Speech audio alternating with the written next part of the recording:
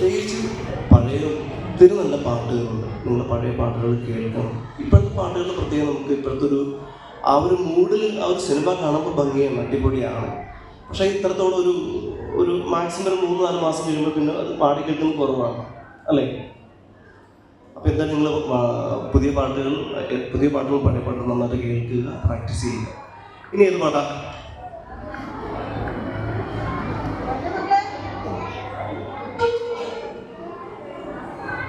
പുതിയൊരു പാട്ട് വായിക്കട്ടെ, കൂടെ പാടണേ.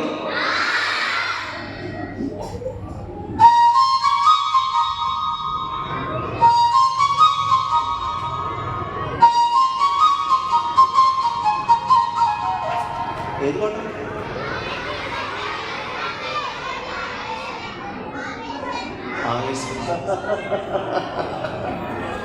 പാടുന്നോ പാട്ട്? ഒരുമിച്ച് പാടണേ. 1, 2.